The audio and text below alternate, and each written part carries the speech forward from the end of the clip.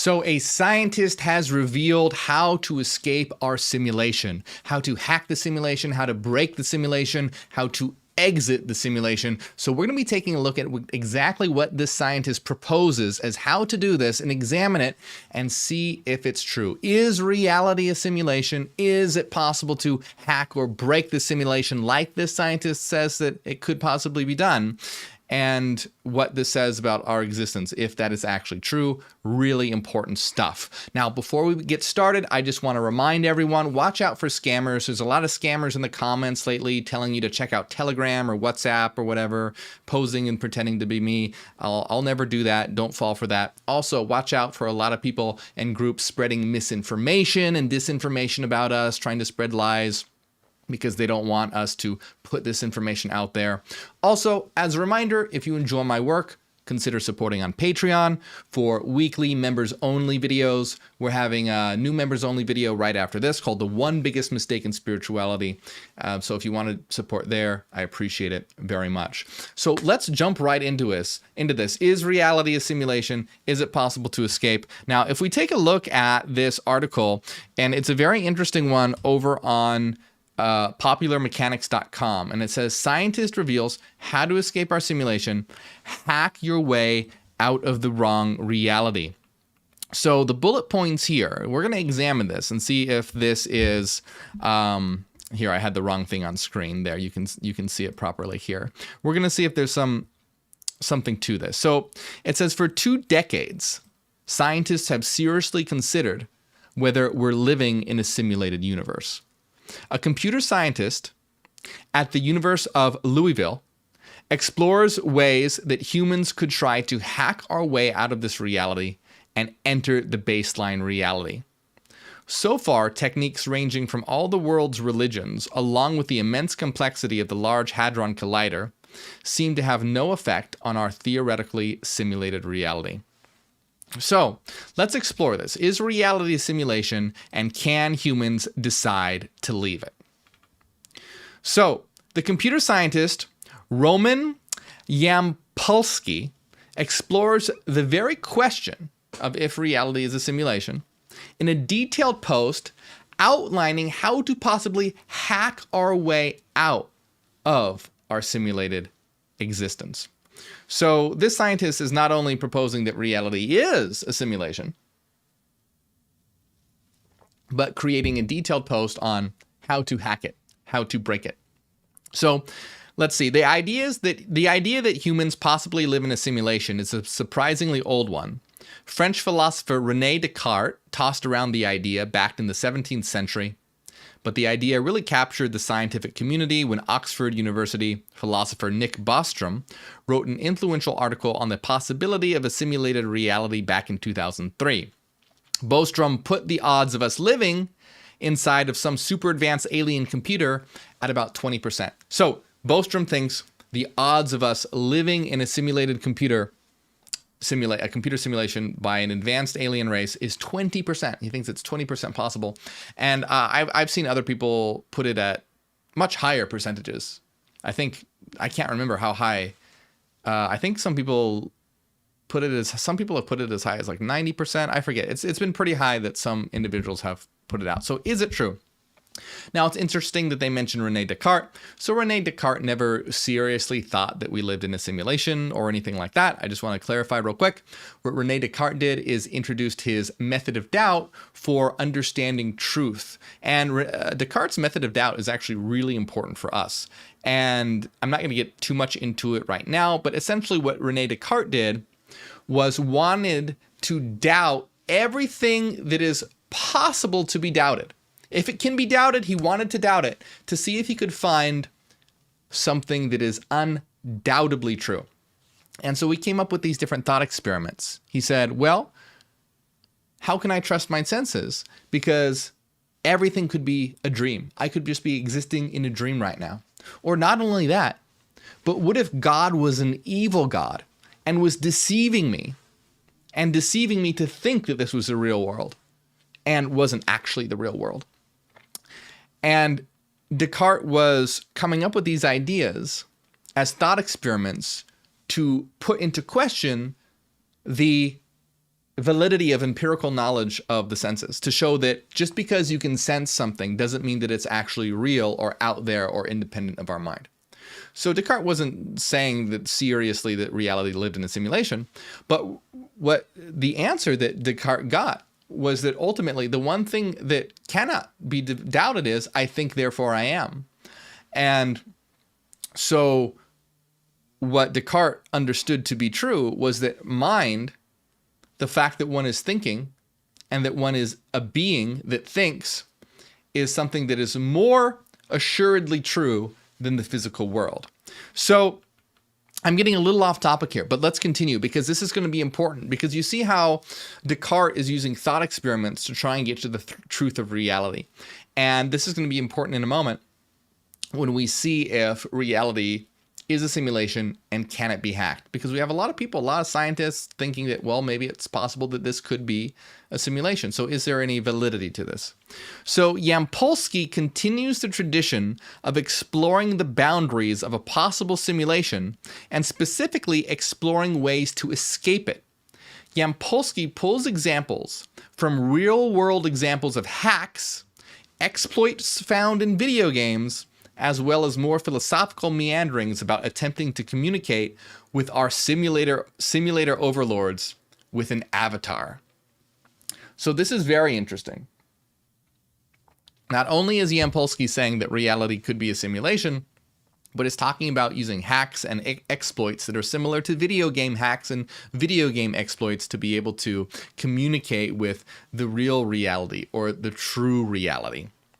So Yampolsky also includes a compendium of sorts of escape plans theorized by other thinkers. And so let's see what some of these escape plans are. And they include generating an incalculable paradox, or stressing the simulation's computational capacity, such as requiring millions of people to meditate at the same time and then suddenly becoming very active. So essentially what this individual is saying is that, okay, reality is a simulation. So being that reality is a simulation, it needs to have limits. So if it has limits, let's try and break those limits to crash this simulation.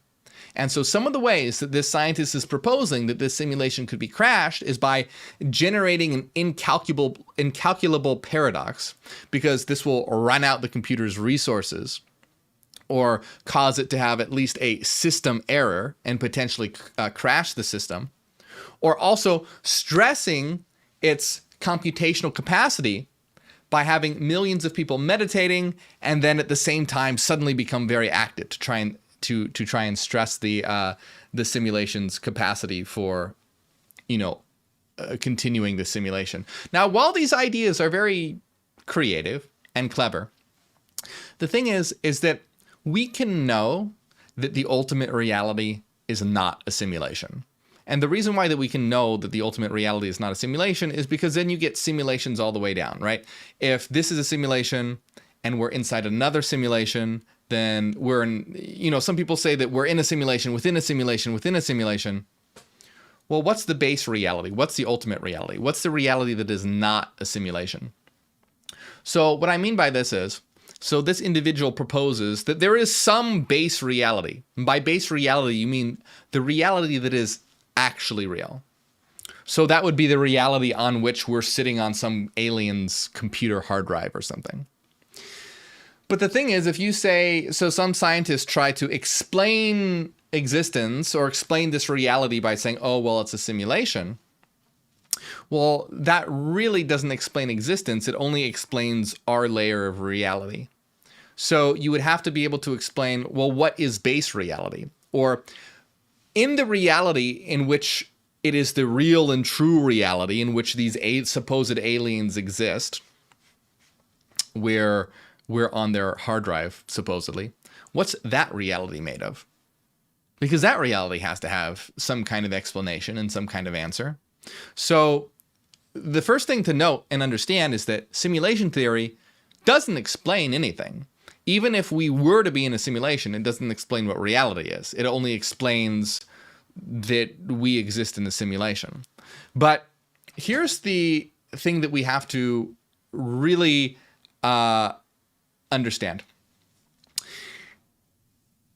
So the question is this reality a simulation? Well, we can know with 100% certainty that existence is not a simulation. Existence itself is not a simulation because that doesn't explain anything. It's kind of like saying, well, God created reality, but then you go, who created God? If you say, oh, reality is a simulation, well, who created that simulation? Well, if you go, aliens created that simulation, well, who created those aliens? Who created that reality? So we can know for certain that reality itself is not a simulation. So what do we know reality to be, though? The reason why it seems like this reality is a simulation, the reason why it appears to be this reality is a simulation, the reason why so many people have the intuition that reality is a simulation is because this is a mathematical reality. This is a mathematical reality. And remember when we talked about Descartes a little while ago? This is where this comes into play. Descartes was doing different thought experiments to try and understand what is existence. What is it? And he goes, well, I can doubt that this world exists at all. Maybe it's a dream. Maybe God is deceiving me. Maybe God is an evil God and is deceiving me, and all this is false. And Descartes continues to doubt everything that can possibly be doubted. His body, the world around him. And he gets to what he says is the only thing that can't be doubted. And that is, I think, therefore I am. In other words, to say it even longer, it's I doubt, therefore I think, therefore I am. Now, this is important, okay? This is important for unraveling, is reality a simulation? Is it possible to escape, etc.? This is important. So he came to the conclusion, I doubt, therefore I think, therefore I am. And he came to the conclusion that this cannot be doubted and must be true. So what is that exactly is he saying here? He's saying, well, for me to be doing all this doubting, for me to be engaging in this process of doubt at all, I have to be thinking. I have to. In order to be doubting, I have to be thinking. And in order to be thinking, I have to be in some way. I have to exist in some way. There has to be something that is doing that thinking. So, and it's important to understand as well that that doesn't necessarily imply an individuated existence, but just being in general, that there is something engaging in the process of thinking. So Descartes comes to the conclusion, the only thing that I, Descartes, cannot doubt that must be true is that I'm doubting, and therefore I'm thinking, and therefore I exist in some way, or else a thing that is thinking exists in some way. So there's two important things to understand here that's critical. One is that Descartes is saying that one cannot doubt the existence of mind. And that one can doubt the existence of the physical world. Okay? So in other words, engaging in the process of thought, or engaging in the process of doubting, engages the process of thinking, which requires a being to think. So there must be being in some way. And that is primary. That idea of being is primary to any kind of physical world. But there's something else that's more important here. And if you'll notice, what is also being affirmed is the process of rational thought itself. Logical thought itself. And that might seem like it doesn't matter too much, but it's actually critical. Notice the process of I doubt, therefore I think, therefore I am. This is following rational rules. It's following rational order.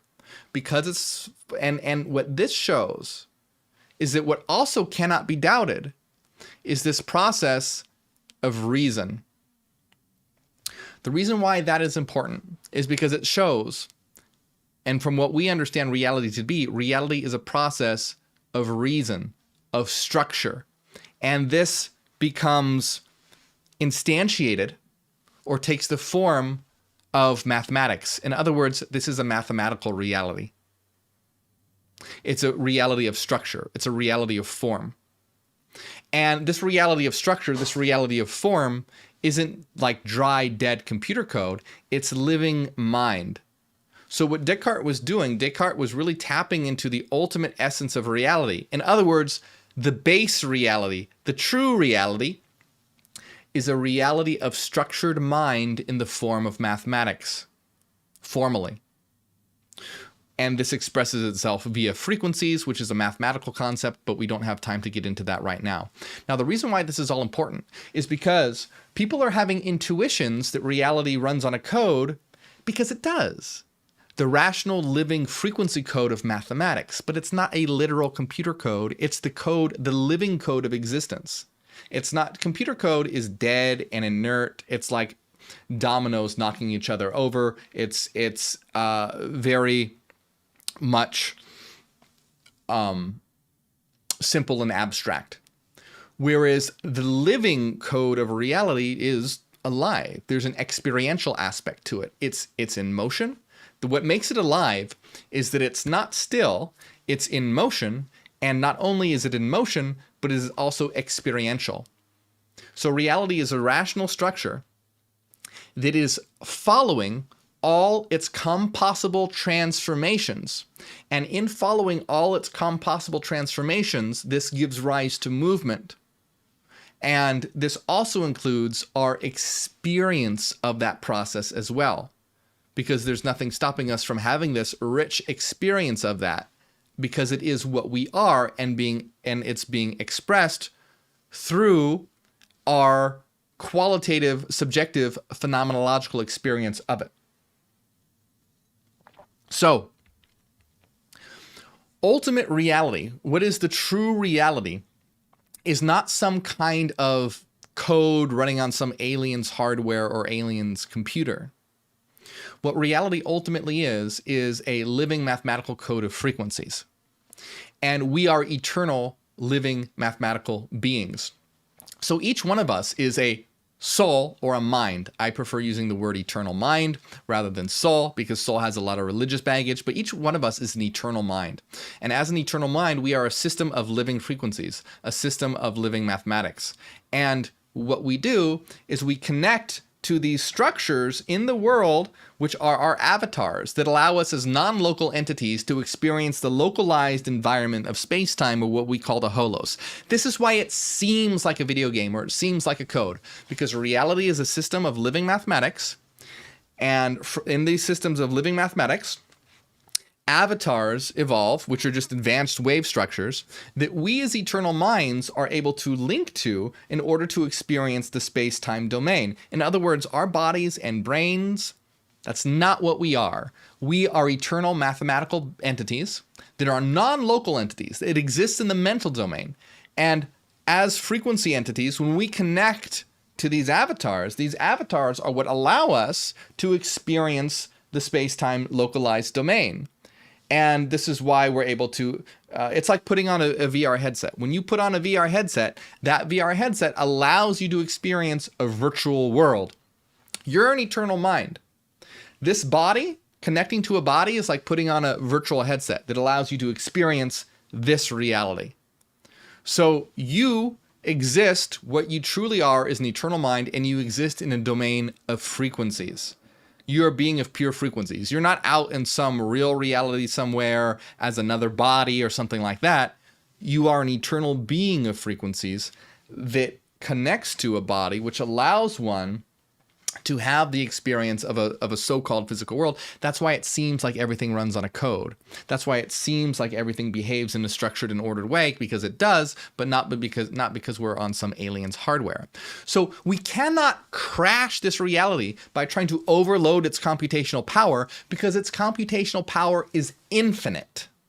So these things that scientists are trying to do, or well, scientists aren't really trying to do it, but what the scientist is proposing will not work, because it relies on the idea that we exist on some finite being's piece of hardware. So, if we're on some finite being's finite piece of hardware, let's overload it. Let's overload its computational power. you can't overload the computational power of existence because it's not finite hardware, it's infinite frequency. So it's not finite, it is infinite. There's no way to overload it. Also, there is no way to generate paradoxes because paradoxes literally can't exist. Now you can create errors in a computer code and the computer code will crash, but you can't create an error in reality or an error in existence, because what reality is reality exploring all the possible configurations that can be. Anything that results in paradox is impossible and doesn't exist. So what I mean by that is paradoxes in the real world can't be generated because they literally don't exist. If you could generate a paradox, yeah, reality would crash, but it's not possible. The whole point and the whole reason why we exist in the way that we do is because reality is exploring all its possibilities. Paradox is impossible and doesn't exist. We're exploring right now all compossible, all possibilities that are compatible with each other. That's essentially what compossible means. All possibilities that are compatible with each other. We are existence exploring all our compossible configurations. And this would exist in movement and life and evolution. And paradox isn't possible because it literally doesn't exist. Now, so you can't crash reality by overloading it. It's infinite. You can't crash reality by generating paradoxes because you can't generate a paradox. They don't exist. And so the question is reality a simulation? No, reality itself is not a simulation. Is there a way to exit this reality? Is there a way to exit the space-time domain? And I'll be explaining that in just a second, but I want to point out real quick before I do. Some may ask, well, okay. Let's say that, so reality itself is not a simulation, but could aliens create some kind of advanced simulation in which our minds then connect to those simulated avatars in that simulation? Okay, now, while I cannot say with 100% certainty that that's impossible, I would say that this is highly, highly, highly, highly, highly unlikely. The reason why that it's highly unlikely is because what you would need to do is generate these extremely sophisticated avatars and then somehow lure a soul or mind to be able to connect to that. Now, this is not what a solar mind naturally does. A solar mind, a soul or mind is naturally tuned into this physical domain, the holos. Why? Because it is the simplest. It's all. This domain, the objective physical domain that we exist in right now, is composed of all the frequencies in existence, of all minds in existence, all interacting with each other. It's the public pool of existence. It's the default. It's the set of all things. So minds are automatically tuned into just the set of all things. It's the simplest, other than just the self. You have your frequencies or all frequencies. To get a mind to potentially connect to a simulated avatar, you would have to try and figure out a way how to get it to connect to a extremely specific set of functions or an extremely specific wave structure. And that is not what a mind is naturally tuned to. A mind is naturally tuned to the collection of all frequencies. So it's highly unlikely that that would take place, as well as we'd be running and encountering glitches all the time. There would be giveaways. There would not be the computational power to create such a seamless reality as the reality that we have right now. We would have things like glitches, like they're talking about, like overloading of computational power, or paradoxes in the computer code arising and things like this. So because of the finite nature of a computer code and it being more obvious of that we exist in, but more importantly than that, the ability to try and somehow get a mind to link to a very specific avatar seems very unlikely.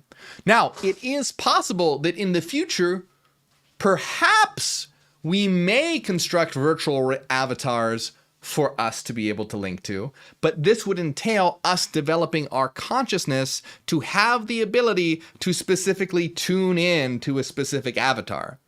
So we would have to develop that ability for ourselves to consciously be able to do that, and that's a huge difference. That would be like trying to teach, I'm trying to think of a good example. Like you can learn how to do calculus right now. Like you can go out and learn how to do calculus, but a baby is not automatically going to have the ability to do calculus. You have to learn that and develop it. So a soul's ability to connect to a very specific avatar is likely a very complex process that one needs to learn how to do. Now, the question is there a way to escape? Now, the whole point of what we're trying to do right now is to wake humanity up. We're not trying to escape from this reality. This reality is, so imagine that you're playing a video game, and as soon as you play the video game, you want to stop playing the game. That's dumb. Like the whole point is to play the game. So the whole point of existence is to play the game. So the whole point of existence is we're minds in these avatars having this experience together. The problem is it's just a shitty experience because people aren't realizing where we are, what we are, or why we're here. So what we need to do is to transform this shitty game into a great game. And that's where we're trying to get to move humanity from a survival phase to the phase of planetary civilization, where we create a united world where instead of hating each other and trying to do away with each other, we're celebrating each other for our differences and learning from each other and creating a world that's founded on creating a more purposeful existence. That's why we want to create a teleocracy, which is a purposeful world, a purpose-driven world to increase the quality of life for every individual and the collective, where everyone has the opportunity to find their purpose and have a meaningful life. And this is where we can create a great experience. The only reason why people want to escape is because this sucks. It doesn't have to, though. It does not need to. Now, there is a third phase of existence called planetary independence or Holos Independence, and that is when we can have the ability to construct our own game, so to speak. So what that means is that once we create a beautiful world, a new world, a fantastic world, and we go through the process of evolving together and synchronizing together and creating technology and developing our abilities to tune, etc. Eventually, we'll need to reach a third phase. Now, there are some hurdles to overcome. One of those is the likely scenario of asymptotic burnout, which is something that I've discussed in other videos, of cataclysmic events that could threaten our stability. Now, but all that aside, if we are able to graduate to this third phase, we will have become so evolved together as a collective and synchronized in consciousness and technology and in tuning that we will be able to construct our own domain known as a CFD or collective frequency domain. And essentially what that means is that this domain that we exist in right now, we call the Holos. Holos means whole. It is all of the frequencies of all minds in existence, or all souls in existence, all minds in existence contribute to this reality. When we develop together as a planetary civilization, over the years of evolving together, we will form a subnetwork mind and achieve Holos Independence. And what that means is we will be able to create our own collective frequency domain formed from our own internal frequencies. In other words, we as the Earth Collective or the Terran Collective will be able to create a new universe that is composed of our own internal frequency domains. Or you could think of it as a new dimension. It's a new domain. It's a collective frequency domain composed of our frequencies rather than all the frequencies in existence. And thus, because they are composed of our frequencies, we'll have control over them and we'll be able to shape and construct this domain according to our will. Now, this is obviously way in the future and a highly advanced goal to reach. But this is essentially where we create our, to put it in simplest terms, it's creating our own dimension collectively. And then in that dimension, we'll be able to construct our own worlds and own avatars, etc. But the point is, right now in this domain, that phase is a long way off. Right now, what we're trying to do is get humanity to reach the phase of planetary civilization. So it's not about escaping. All those systems that teach, like all the different Buddhist philosophies or Eastern philosophies or New Age philosophies, that's all about escaping, that's dumb. That's not what existence is about. Existence is about shaping. We are gods. Gods don't run away. Gods create. Gods transform. This is our playground. This is our blank canvas to create whatever we want. So we need to get rid of this shitty picture and paint a masterpiece. We need to transform this broken world into something healthy and thriving and brilliant. Now, I will say that most likely in a couple days, I'm going to be releasing a video, another video about escaping, so-called escaping the material realm, that will have more info on this that I haven't mentioned here. So check out that video that's going to be coming out in a few days, most likely. But the important thing to remember here is existence a simulation? No, it's not. It seems like it because it's a living mathematical code. Should we be trying to escape this realm? No, not really. We should be transforming it because we are here to play the game of life together. So, hey, make sure you check out my videos and like and subscribe. And if you enjoy my work, consider supporting on Patreon. It helps out a lot. We have a lot of secret videos. You get access to weekly secret videos. Today's secret video that's coming out is called The One Biggest Mistake in Spirituality. Stop doing this. So make sure that you support on Patreon. If you enjoy my work, I appreciate it. I want to give a shout out to those who do support on Patreon, especially Renaissance Fairy, Cassidy, Angela, Maria, Joel, Fairies of Venus, Fashida, and everyone else. You can also support by hitting the join button on YouTube right below this video.